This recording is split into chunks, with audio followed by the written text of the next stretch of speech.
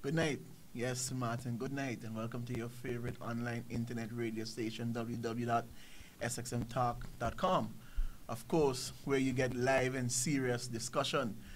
I'm here smiling because, I have a very good friend here with me, and we'll be having a serious discussion. It's going to be pretty interesting because I believe I receive a call, I receive a BB, even a call and a BB message saying, Chris, how you doing? Some friends of mine told me this and told me that, and let's talk a bit about this issue. And who am I talking about?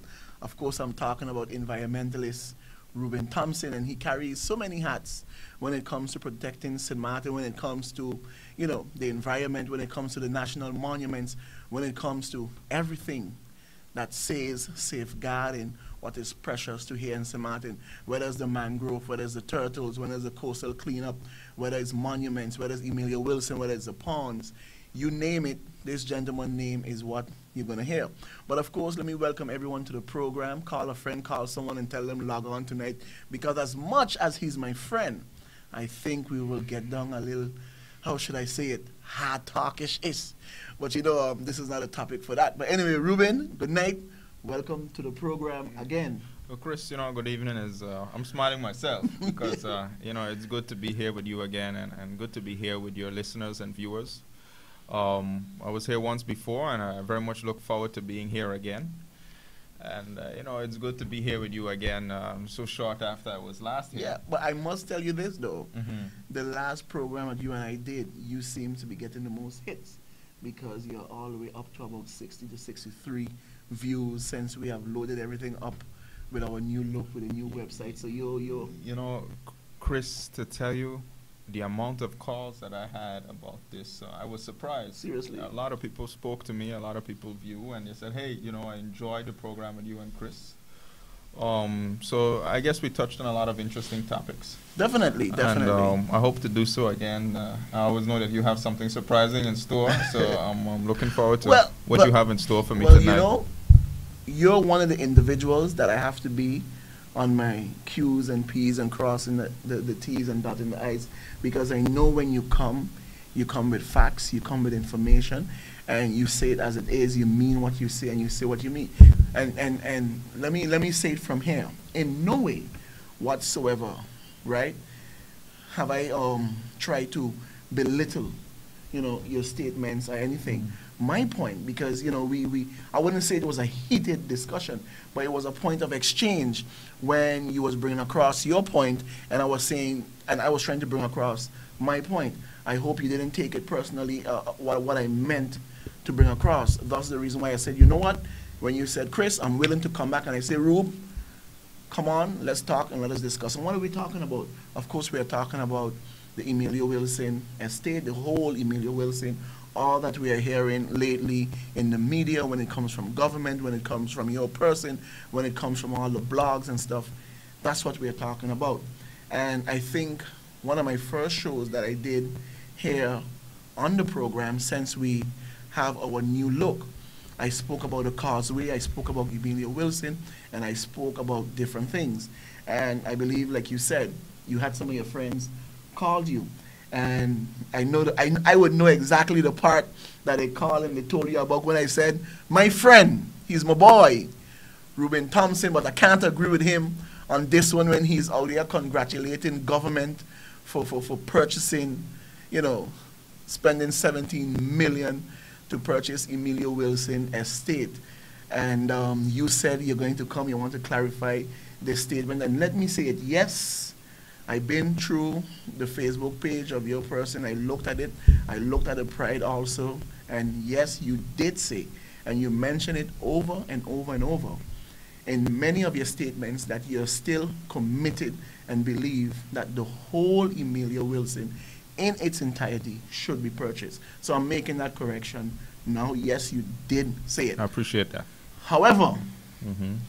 you still went on to congratulate government for purchasing or making a commitment to purchase 370,000 square meters of the 430 square meters of Emilio Wilson. Yes, How- indeed. Yes, indeed, Chris. I did do that, and I stand by that.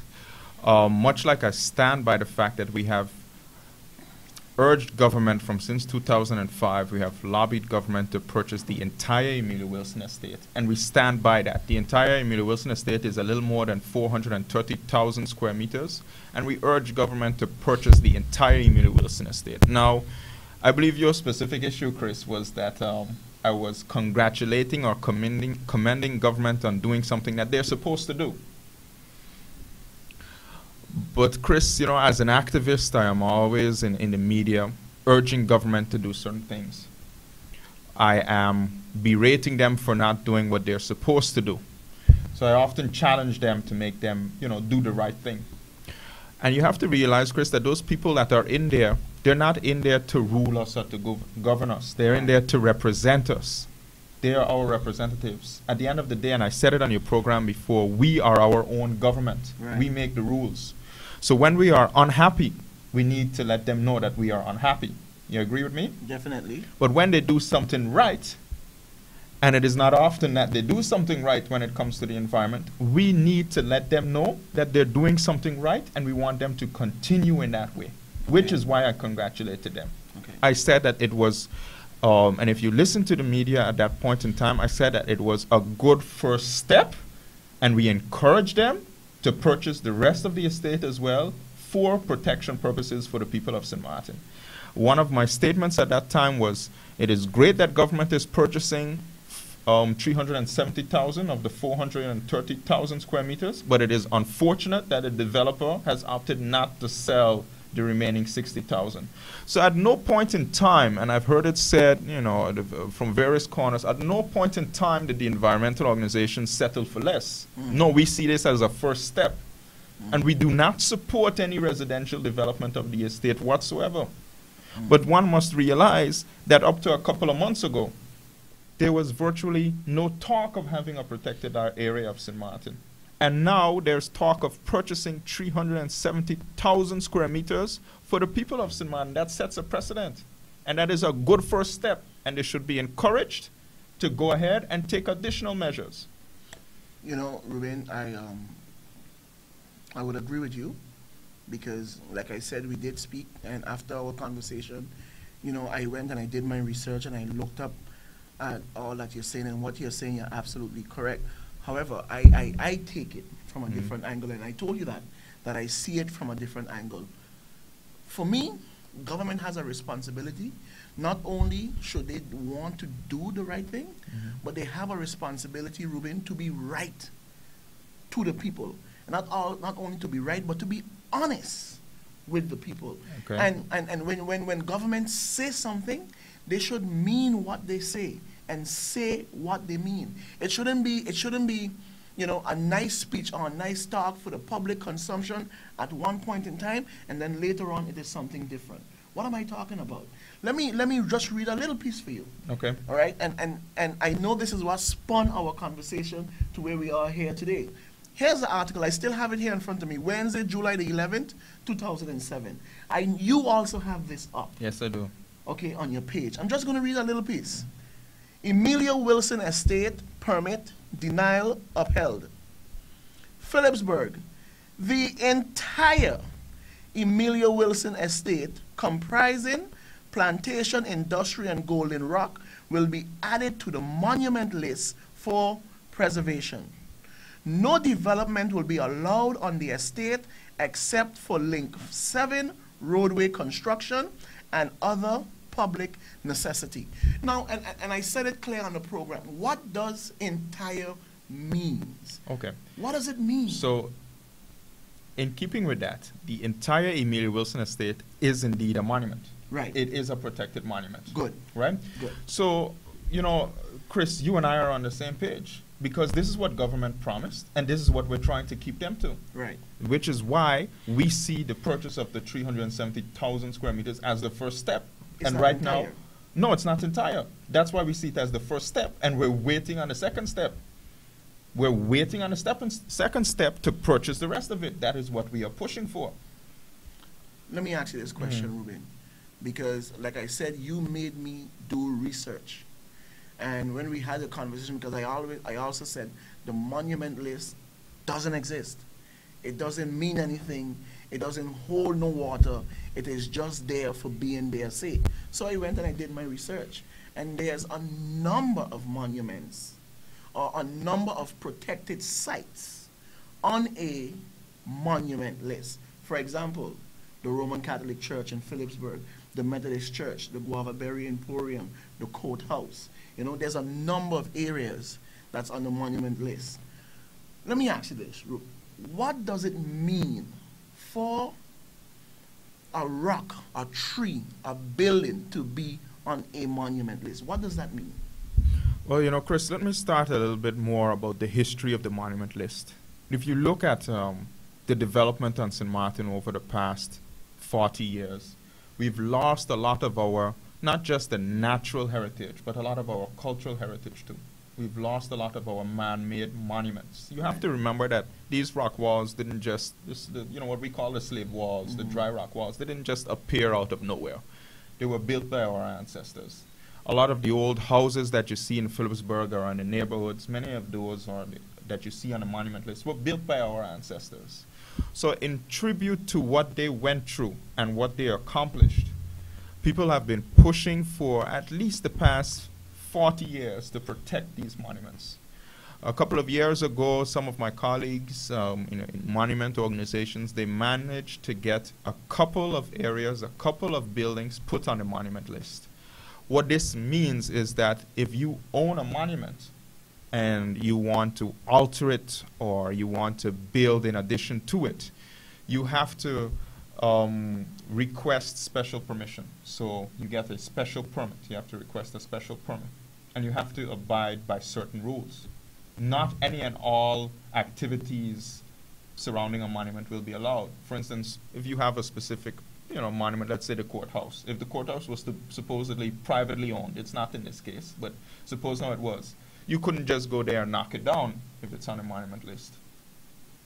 Okay. If you want to alter it, if you want to add an addition to it, you would need what is called, commonly referred to as a monument permit. So that is what being on the monument list entails. Now there's several, you named some of them already, several buildings that are on the monument list. And there's some more that are slated to become monuments as well. We even saw that they said it also on the site, the salt pans. Yes, they themselves are in the monument list. The Great Salt Pans, which is the location on the eastern side of the Great Salt Pond. So let's say you're going from the vicinity of the Sundial School, and you're driving towards the Guana Bay, Soccer Garden area, towards Middle Ridge and the Keys, and then Middle Ridge. And so on the left-hand side, that part of the Great Salt Pond where you see those rock walls that form the squares, in the Great Salt Pond, that area is a national monument. Right. Yes. Now, the reason why I asked you that, what does it mean to be on the monument list? Can a particular item that's placed on the monument list, can it be sold? Can it be sold? Can it be sold? What happens with our monuments? Quite often, our monuments are privately owned. Okay. Yes, it can be sold, but there are restrictions to what one can do with it when you purchase it. Like I said, you need a monument permit for the alteration of the specific monument. The reason why I decided to ask you that question, because it brings us back again to the whole entire property of Emilio Wilson being placed on the monument list. Because when I read this article in its entirety and I listen to what is going on here, to me, in my opinion, everything that protects an item being on the monument list is being violated right now, today. It's being violated because they're talking about making construction. They're talking about leaving part of the property for the owner to develop for his family. They're talking about, they're talking about rainforest placing a lien on this on one's account. So now government can't do nothing. If an item is on the monument list, what does it mean? Because it seems as if the monument list itself has no validity. It doesn't mean anything. Well, Chris, it's interesting that you bring that up. During our last discussion, we spoke about the fact that the Amelia Wilson Estate in its entirety is a monument. Usually, and I explained that in the last program that we did, usually when it comes to structures on a monument list, areas on a monument list, it's a physical structure. Right. It's a rock wall, or it's a building, it's a house, those sorts of things. In the case of the Amelia Wilson Estate, the entire property, so all 430,000 square meters, is on a monument list. So if you and I were supposed to go out there one day with a backhoe or with a shovel, and we were to dig a hole somewhere, we're altering a monument. Right. So in essence, we would need a permit for that, Right. depending on how big the alteration is. So the entire Amelia Wilson Estate is a monument. We as environmental organizations, the Amelia Wilson Estate Foundation, which I represent today, but also the St. Martin Pride Foundation, we acknowledge and are happy that we finally managed to get it on the monument list. And we will not say, hey, well, you know, we got 370,000 square meters for protection here on St. Martin, so they can do whatever they want with the 60,000. No, we continue to see that additional 60,000 as a monument as well, which is why we will never support residential development of that 60,000. I do not understand, and I issued a press release on this as well, which was in all of the local media.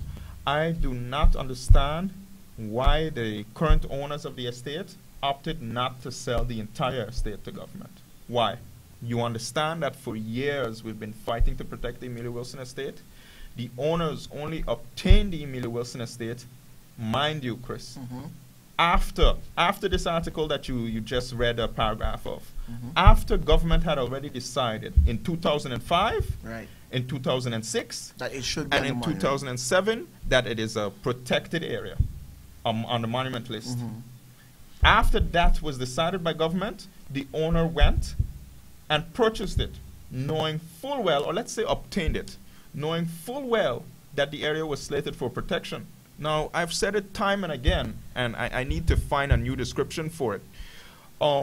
You can't go to a store, an exercise store, buy an exercise bike, a stationary exercise bike, take it home, and then come back the next day and complain that you couldn't get from Marigot to Phillipsburg on the bike, because you know it's a stationary bike. Definitely. It's supposed to stay in one area. Definitely. So if you obtain an area that is slated for protection, well, that means that you are okay with the fact that it is slated for protection. Else, why would you go and obtain it?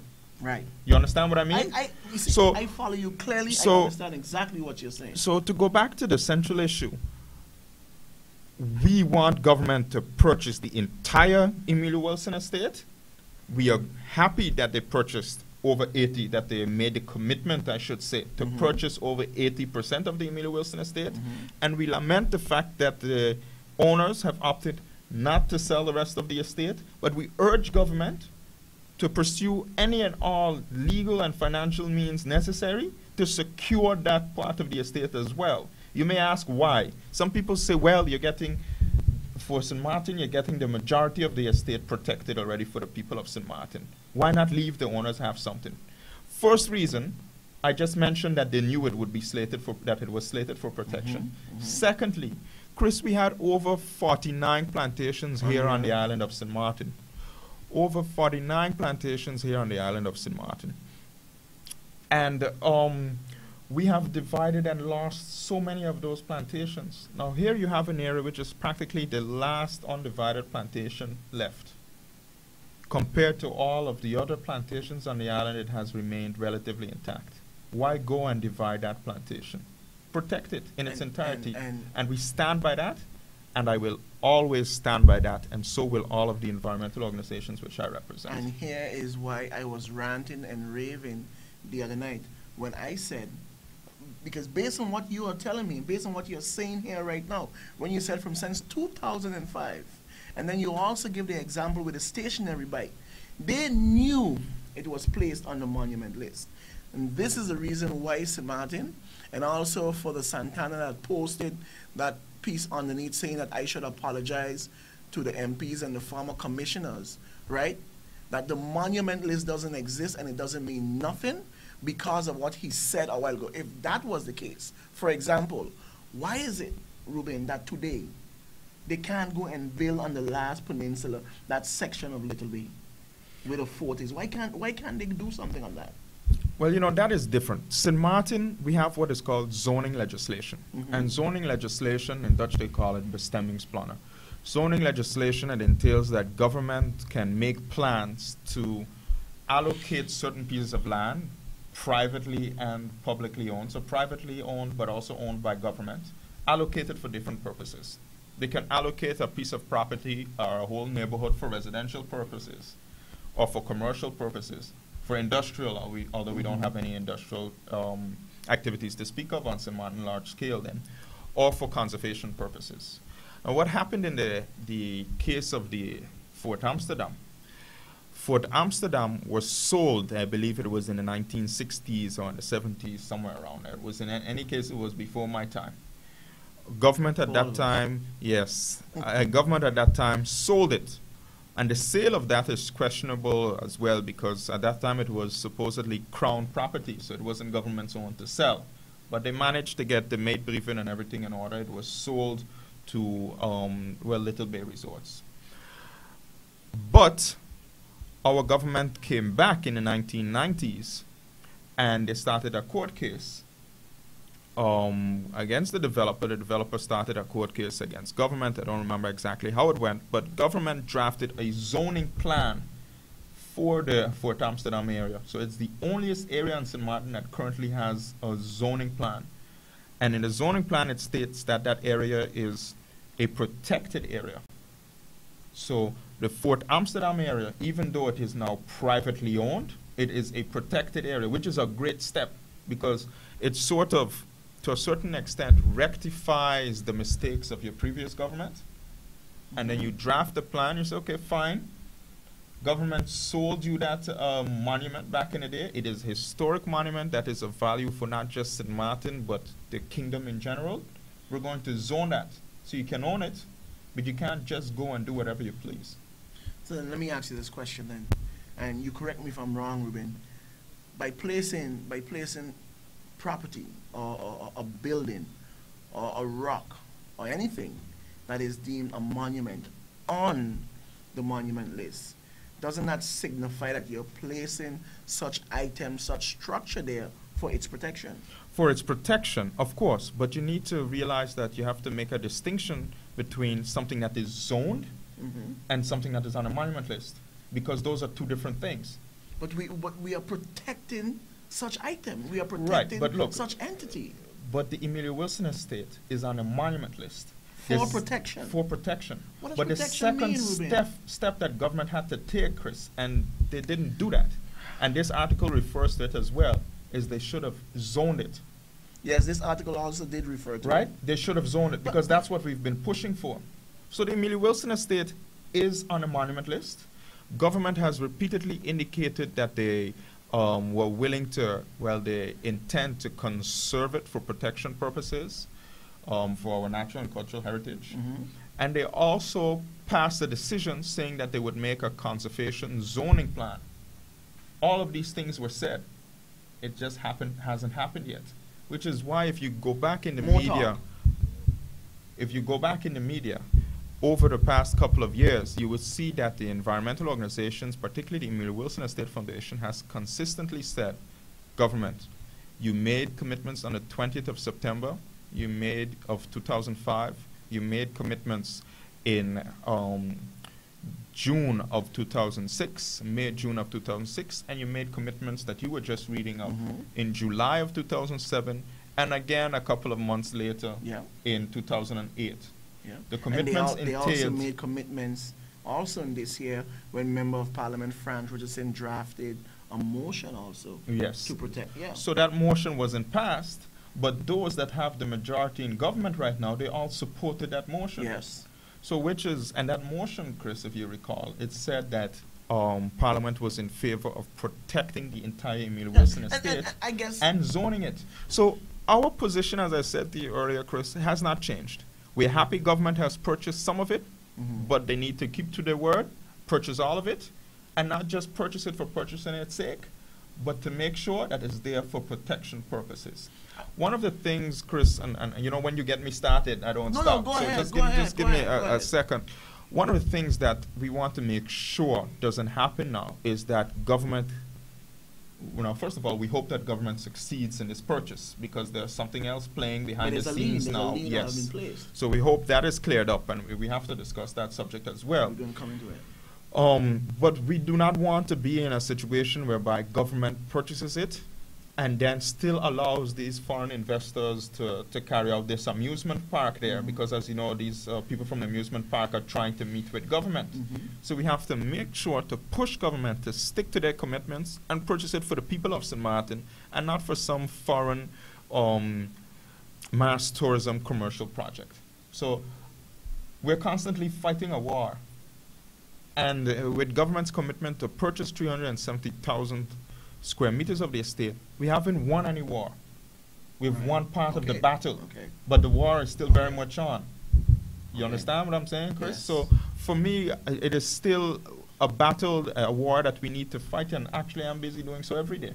I know that for a fact. I mean, for me probably is either black and white. And when I hear the word protecting or to protect, right, it tells me, okay, that you're keeping it in its existence as it is for generations, for people. You're preserving, you're keeping. But when you listen to all the talk and the rhetoric and everything that goes on, something tells you deep down inside that there's a master plan that they're all conjuring up and coming together to do down on that last plantation that you're talking about. And this is the reason why, whether you're my friend or you're not, and whoever there is, whether we are part of the same party, we are part of the same coalition, mean what you say and say what you mean. If you're going to protect everything, protect everything. And that was the reason why I decided to stomp on you a bit when I said, no, Ruben, no. 370, I ain't congratulating them at all. I ain't saying, well, it's a first step. I am say and do what you mean. And that was my point of it. I understand what you're saying. Also, when it comes to the monument list, right? If I am wrong, I am no big man to stay here and argue my point and this and that and that. But something still is not clear with the whole monument list issue, because it still doesn't seem to carry any weight if one say this is on the monument list. But if I listen to what you're saying, yes, the monument list exists, then yes, then probably I was wrong to say it doesn't exist. But when I say it doesn't exist, I meant, right, as much as there is a monument list, it seems as if it carries no weight. It doesn't mean nothing really. It is just something that is fictitious. It's just there, and there's a monument list. That is the point I was making. Chris, I agree with you on a lot of the points that you just made. When it comes to the monument list and the monument council, the monument ordinance, we've been pushing for government to reestablish the monument council. We've been pushing them to pay more attention to the monuments. Right now, at this point in time, I don't even know who is in charge of the monument list anymore. A couple of years ago, it used to be the archaeologist, Dr. J. Haverser, who was in charge of, making the arrangements for the monument list. Then it went over to a lady by the name of Luki Morales. Yeah. And I understand that she is currently on sick leave or something of the sort, and she's no longer working at that department. So we don't know who's in charge of that. Speaking as who is in charge of that as a civil servant. Of course, we know which minister is in charge of that. And that's why we continue to call on whoever is in government. We have always done that. It doesn't matter who is in government. We will consistently call on them to be more proactive. During the last program that I was here with you, I mentioned that more attention should be paid to our cultural heritage. And the monument list is a part of that. We have very few of these old structures left. So the Monument Council needs to be reestablished. We need to go ahead and to add more areas to the monument list. And at the same time, we need to make use of existing subsidies, because there are existing subsidies out there that date back from when we were part of the Netherlands Antilles that would allow people to apply for funding with government to refurbish their monuments, to clean them up, to make them presentable again. Because if you're going to put an area on a monument list, there should be some sort of a subsidy in place to compensate the people that own these monuments. Right. And those are things that the structure is there for, in place, but there needs to be more civil servants that have the time, that are actually put in place to focus on that, and there needs to be more pressure from the Council of Ministers on this. Let me switch the topic a bit, Ruben, and also get back to the lien that have been placed on the government, I believe it is. Well, the lien is actually on the Emilio Wilson estate. Yeah. So what has happened what now? Mean, what has happened is a couple of weeks ago, we had the Prime Minister and the Deputy Prime Minister during a Council of Ministers press briefing. They made the announcement, which led to my congratulations, which we discussed earlier. They made the announcement that we are cool on that now. Right. Okay. So they made the announcement that they would purchase. They were looking into purchasing 370,000 square meters of the Emilio Wilson estate, and that discussions had started with the owner of the Emilio Wilson estate, and that certain commitments were made, and there were going to be follow-up discussions. Just about, I think it's about a week ago, last week Friday, we read in one of the local newspapers that Rainforest Adventures, now for clarification purposes, the Rainforest Adventures is an American company. I think it's established in different areas. They have locations throughout the Caribbean. They wanted to build an amusement park on the Emilio Wilson estate. It turns out that apparently, according to what was said in the media, commitments were already made between the owners and the Rainforest Adventures company. And Rainforest Adventures, they feel that the owners have played on both sides of the field, so to speak, that they have made agreements with them, and then they turned around and made agreements with government. So they started a case whereby they managed to get the courts, they managed to get a judge to put a lien on the property, which basically means that it is very difficult for anybody, I would say, which includes government and the owner, to do anything with the estate right now, anything at all, until that situation, the financial situation, the legal situation between the owner and Rainforest Adventures is sorted out. But let me get this straight. We are talking about the owner, and we are talking about Henry Brooks in here. Amongst others. Amongst others, right. And here we have the company Rainforest. But wasn't Henry Brooks and Rainforest in cahoots with each other? Wasn't they, well, if wasn't you they read, partners with each other? I remember hearing both of them on the radio, and they was talking, and it was about their plans and stuff like that. I don't get it. If you read the articles in the media, and when it comes to this, no businessman is going to share his intimate plans with some environmental activist when it comes to these sorts of things. But if you read the media, it turns out, according to the people from Rainforest Adventures, that the owners of the estate would get some share in the company. So agreements were made, but apparently, agreements which were made with Rainforest Adventures, apparently these owners went and then made agreements with government as well. So they made agreements on both sides of the fence, which is what is being alleged. I haven't seen any paperwork. So that is something that, as an environmentalist, I believe we should completely leave over to the courts and have it sorted out there.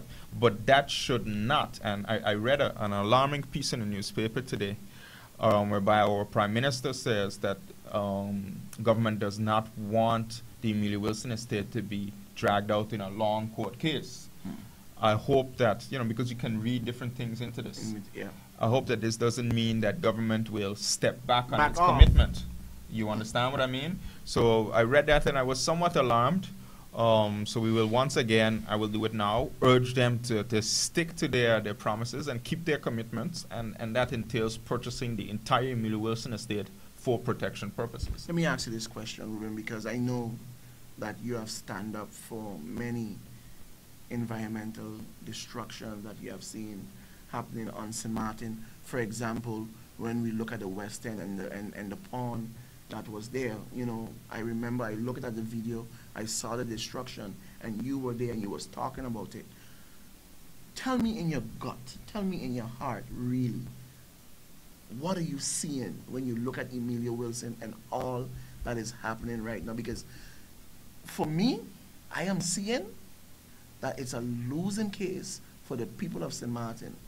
That's what I'm seeing. Well, because all that is going on right here is telling me, right? It is simply a done deal. Chris, to work in my field and to be out there on a daily basis in your neighborhoods and all over on St. Martin and see the destruction that's taking place on St. Martin, whether it's natural heritage or cultural heritage, to keep working in this field, and I've been home doing it for some 8 years now, you need to be an optimist. So the view that you gave just now is somewhat pessimistic. Yeah. But I need to remain optimistic. I'm looking at my island. I'll give you an example why yes, but I'm speaking about the Emilio Wilson Estate specifically now. Why I am optimistic when it comes to the Emilio Wilson Estate. Chris, you and I both know that when someone goes into the VROM department, the Ministry of VROMI, and hands in a planning permit request or a building permit request, when a developer goes there, quite often they don't even wait until they get that permit. They hand in the paperwork on one day and they bulldoze the area the next. You spoke about Dawn Beach. Dawn Beach was bulldozed and destroyed before any permits were issued. The same thing happened to that area, and I forget the name now, when you drive over the Colby Hill, when you look down there, it is the Indigo that right, they're talking it's about, the Indigo Bay development that they're making. Look at what is going on. When that project started, there were no permits. There were several projects that started around the same time, couple of months. You had Dawn Beach, the destruction of the Dawn Beach Pond by Westin, Columbia, Sussex. You had the Indigo Bay project that started. You had the Barbaron project. You remember the Barbaron project? And look at it today. Okay. Look at you had the Barbaron project, and you had the project over at Cupicoy. Yep. You had the project over at Cupicoy. Now, all of those projects started around the same time. And I believe that was 2004, 2005. I was a young environmentalist back on the island. And I fought all of those projects as best as I could. And we were out we there. Lost. We lost. And you don't want me to be pessimistic? No, I don't want you to be pessimistic about the Emilio Wilson Estate. Why? And I make that point. Why? Is because those areas, such as all those areas that I just mentioned, permit requests, if issued at all, or if requested at all, I should say, were requested on one day, and then the next day they started to bulldoze already. Yeah, we even had a commissioner at that time, and it was there's a very nice article, was on the front page of the newspaper at that time. A commissioner at that time said, "Oh, permits are frivolous details; they're unnecessary." That commissioner had given the verbal okay for the project to start. So my point is, those projects started without any sort of approval. The Emilio Wilson Estate, the first talking about residential development there was in 2005. We're 7 years further now, Chris. The Emilio Wilson Estate is still there and hasn't seen a bulldozer yet. So that is why I am optimistic. Ruben, I heard you on many occasions talk about the ring road. You spoke about the filling in of the pond. I was there at the university when you showed the clippings. I was there when you talked about this part being filled in and that part being filled in. Look at it today, Ruben. You know, Chris.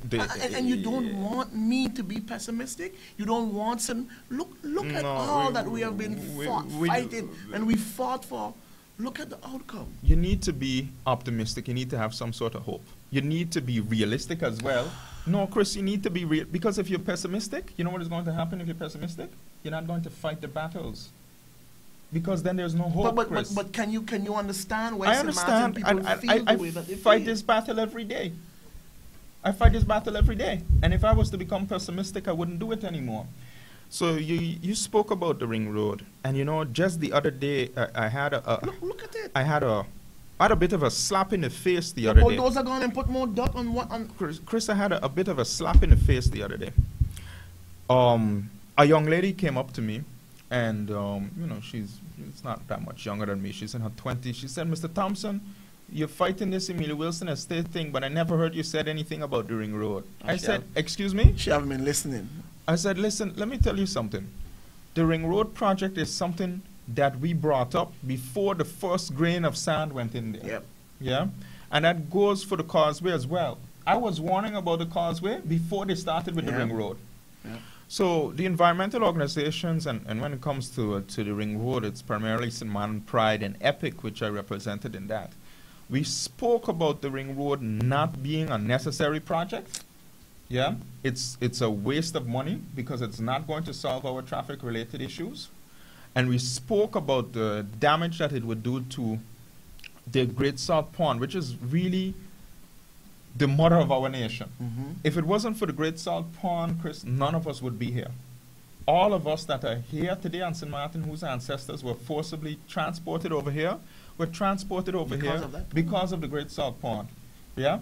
My grandmother, rest in peace, she passed away in December of this past year. Condolences. And appreciate it. My grandmother had picked salt. So how many generations are we separated from our ancestors that did that? That's just the other You day. know? So my grandmother was 98 years old when she passed away, and in her early teens, she had picked salt there. So we are disrespecting our mothers, our fathers, our grandfathers, and everything, our grandmothers, and everyone before that by the destruction of the Great Salt Pond. One has to realize that you're on 16 square miles of island on the Dutch side. We have tens of thousands of cars here on St. Martin, on the Dutch side alone. If you do not address the issue with the amount of cars, car rentals and such that keep popping up on the island, if you do not do anything about your public transportation. Just yesterday I saw a pregnant lady walking from Grand Marché to the hospital. I was going the other way, I couldn't drop her. If you do not do anything about public transportation, all of these extra roads, they make no sense. But that's what they're saying today about the causeway. That's the reason for it. And when I tell people they're taking one problem from this area and they're placing it in that area, we have smart people saying, no, it's a good idea. No. Look, you know what I call these projects? They're cosmetic solutions. It's like putting up makeup over a scar on your face, but the scar is still there. Yeah? So building this causeway, some people might say, oh, it's good for job creation. Let me tell you something. The causeway will be finished in 2 years. Yeah? You know what's good for job creation? Fixing the infrastructure in all of the neighborhoods. Yeah. Laying sewage pipes. Laying sewage pipes, fixing the garbage issue, fixing the roads, all of those things, that's job creation. Because if you were to put sewage infrastructure, so if you put all of these pipes in all of the neighborhoods on St. Martin, Chris, I guarantee you, fences, all of those lights. Things, infrastructure in general, I guarantee you, you'll be busy for exactly 10, 15 years. Now that is job creation, okay? Long-term sustainable job creation. As a matter of fact. Yes. So this bridge, that is just someone pushed this project and someone somewhere is probably making money off of it, if you understand what I mean. This project, the ring road and the causeway were unnecessary projects, and the money for that could have been used for something else. Some people are saying it's going to alleviate traffic. It will not. I can guarantee you, you have a fishing rod? Yeah. Yeah? Keep the fishing rod in the back of your car, because I can guarantee you that after the causeway is finished, 3-4 years after that, we'll be stuck in traffic on the causeway. And you and I can go fishing there.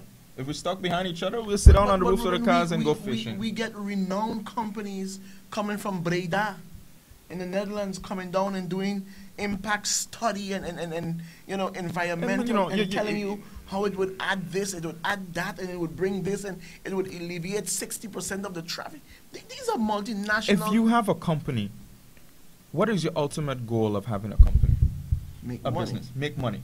So if you come here and they request you to see if it is realistic to build a bridge, and then they say, and if it is, you'll be the one to build it. Are you going to say, well, it's not realistic? Or are you going to say, well, it's realistic. You want to make money, right? Those people that come here with these multinational companies, they don't care about our environment. There's a Dutch company now, I think it's partially a Dutch company that is involved in building the causeway across the, I always forget the name, Volker something. Volkersteven. Volker, yeah. All right. Now that company is a Dutch company as far as I know.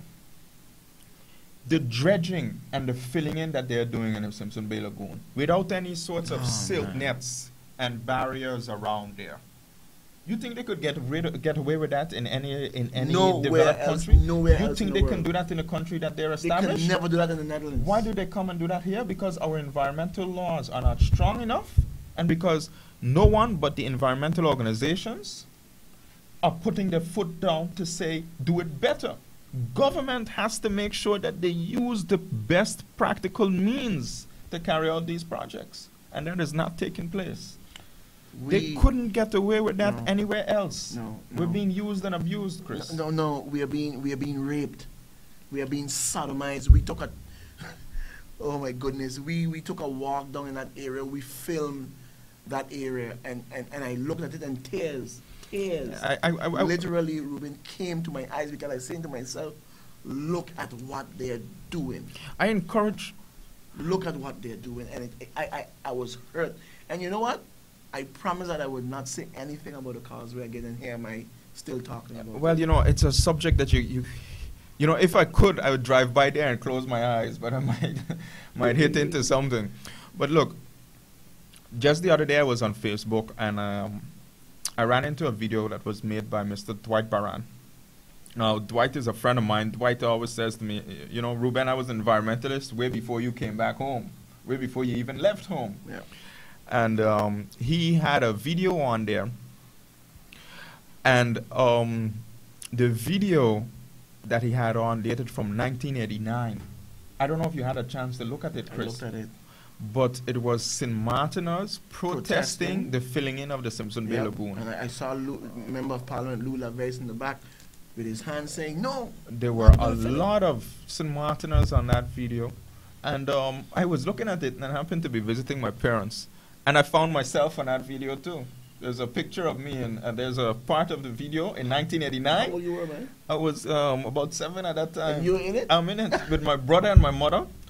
And, you know, a lot of friends of mine were in it. But we were protesting, and we were all singing, we shall not be moved. From 7 years old, So I was an protesting. environmentalist before I even knew it. And that video reminded me of it. But it goes to show that, you know, to get back, you know, there was a lighthearted moment. But it goes to show that the filling in of the Simpson Bay Lagoon has been ongoing for over 20 years. It has actually been filled in since the 1960s, and it's still going on today. One of the questions I have is, where are all those people that were protesting at that time? Have they given up? Yeah. They were very prominent St. Martiners, the people that you and I know. The question is, where are they now? Why is government not stopping the filling in of the grid, so of the Simpson Bay Lagoon? I always on many occasions talk about my friend Philip Van Delden, who I know was a staunch environmentalist for the Simpson Bay area. And all of a sudden now you don't hear him whatsoever anymore. You just don't hear him.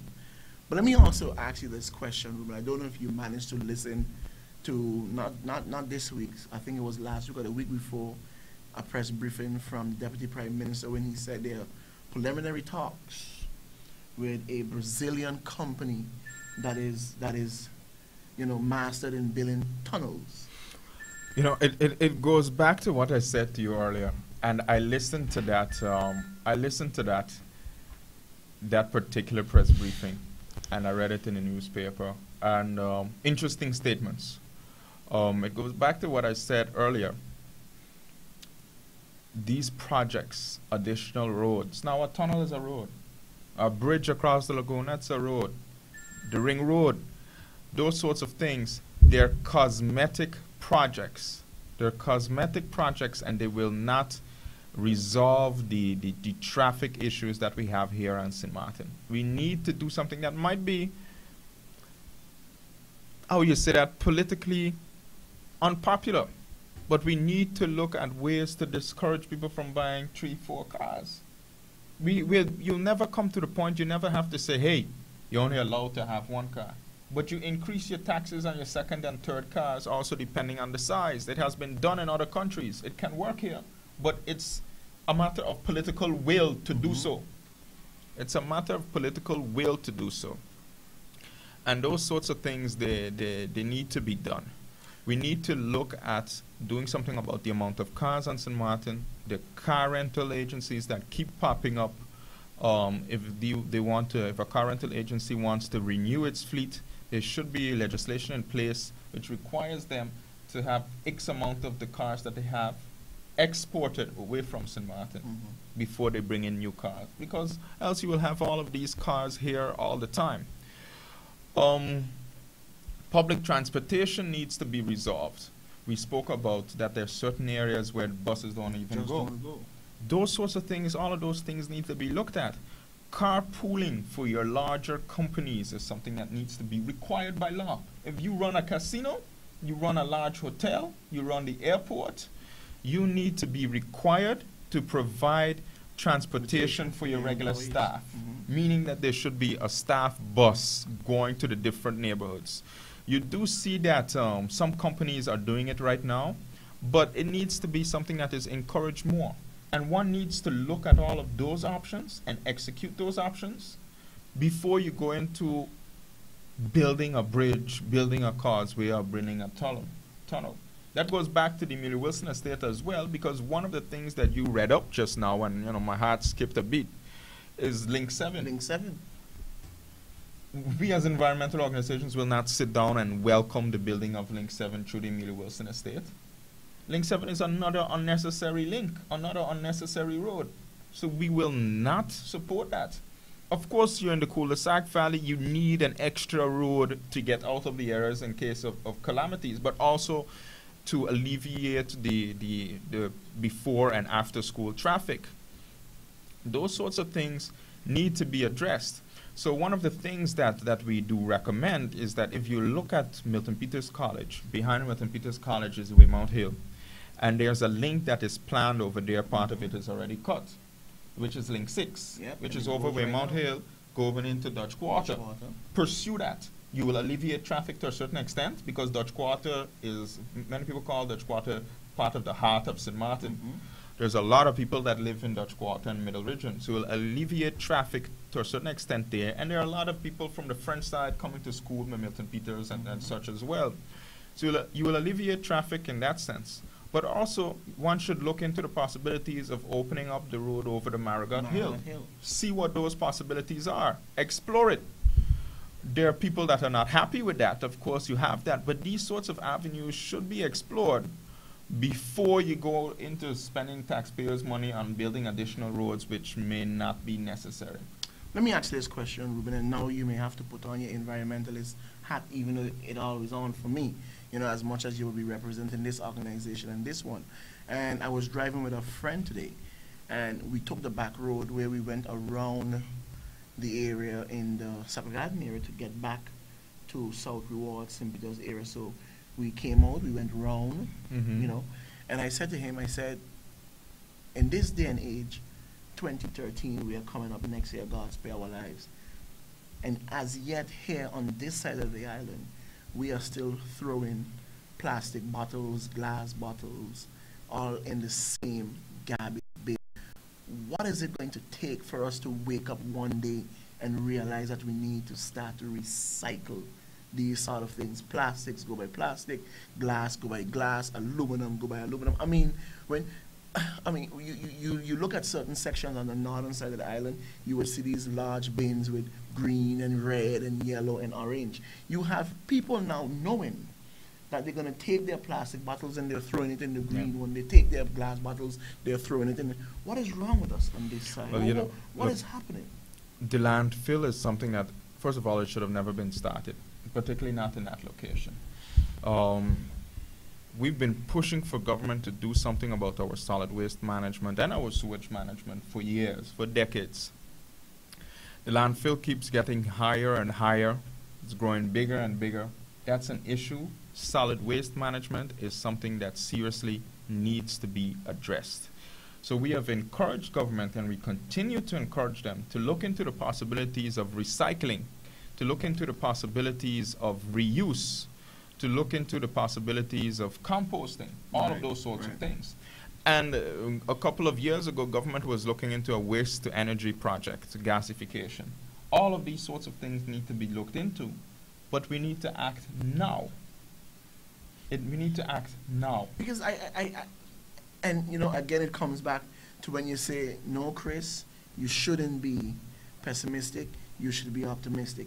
And we are seeing the ring road. We are seeing the causeway. We are seeing all these things that government is spending millions of guilders and dollars on. But yet, we have a dump that everyone know the carrying capacity have reached its maximum probably 20 years ago. We know it's an environmental hazard. We know it's a danger hazard. We see the fires that burns and erupts and blows up there now and again. But yet, well, you know, Chris, there's an interesting question, and it goes back to setting priorities. You have to set down priorities. What is a priority? A bridge that will not alleviate traffic, or spending money on addressing your solid waste issues. So if it was up to me, would you welcome $40 million for a bridge or $40 million to fix the dump? That $40 million should be spent to fix our solid waste management issues and address the issues that we have with the landfill. Yeah? All right. Because you need to do something here, and Samoan government needs to do something about our solid waste management. Right now, they're expanding the sewage treatment facilities. But we need more sewage treatment facilities. That sewage treatment facility that is being expanded at the 8th Village Road, there is no way that that can service the sewage issues that we have over the hill in Coal Bay. It won't be able to tackle all of the issues in Dutch Quarter, Middle Region. We have numerous, areas, neighborhoods here on St. Martin which are in valleys, over hills. So you need different sewage treatment facilities. And it's a matter of setting priorities. Mm-hmm. And once those priorities have been set, publicizing them. Or matter of fact, the other way around. You find out here on St. Martin what we as a people believe the priorities should be. And then government should go and set them. Yeah? But it's a matter of setting priorities and think about it. You think a politician would rather have his name. Where do you think a politician would rather have his name? On the side of a sewage facility or over a bridge? So if they have to choose, they'll choose for a project that is a more attractive or, let's say, a sexier project, a visually more appealing project. I know we are probably down to the last couple of minutes in the program. Like I said, whenever we are getting into a good discussion, the time flies. But you still didn't really answer my question, so I'm going to bring you back. Okay, tell me. In your heart, how do you feel really about the Emilio Wilson estate?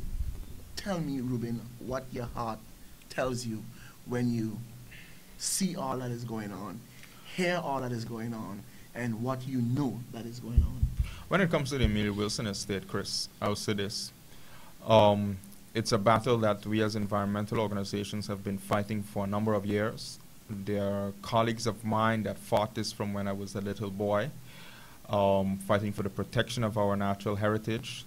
I believe that the entire Emilio Wilson estate should be protected for the people of St. Martin, every last square meter of it, which means that it shouldn't just be protected and left as it is. No, we need to have a visitor center, we need to have a museum, we need to be able to welcome people there to learn about our natural and cultural heritage. We need to be able to have our school kids come there and learn about our natural and cultural heritage. To answer your question, I believe that we need to continue urging government, and we need to keep them on their toes, to keep to their commitments. Yes, I'm going to remain optimistic, but that doesn't mean that I'm going to become silent and complacent. We're going to keep them on their toes. We're going to keep fighting for the protection of the entire Emilio Wilson estate, because the people of St. Martin deserve to have part of their heritage for themselves. It's not every square inch of St. Martin that we need to be to develop for large-scale commercial purposes. We need some that belongs to us as a people, and that's what we're going to continue fighting for with the Emilio Wilson estate. So to answer your question, I will remain optimistic, and at the same time, I'll remain vigilant. Well, again, Rueben, I sincerely want to thank you again for coming on the program, and we square, okay? Chris, we square. I want you to understand how I felt. I'm going to stick to my point. Entire means entire. It means all. It means everything. And I'm going to stay and I'm going to stand. You know, Chris, first of all, let me thank you again for the invitation to be here with you this evening. It's been a pleasure, as it always is. I would like to ask you to keep doing what you're doing and keep informing the people.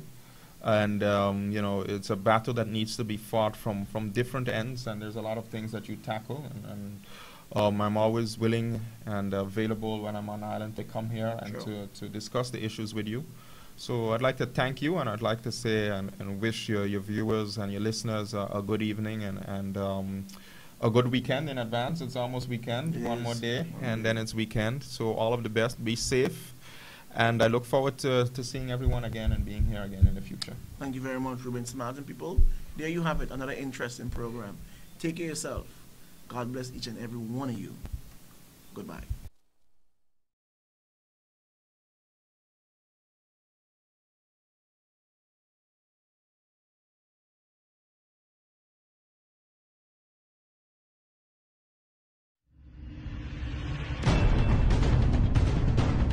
There was a time when people dare not utter a word.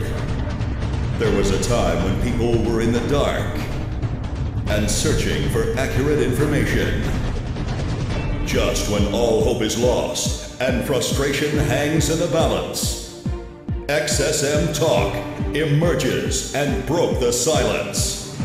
Join host Christopher Emmanuel for live and serious discussions and hard talk.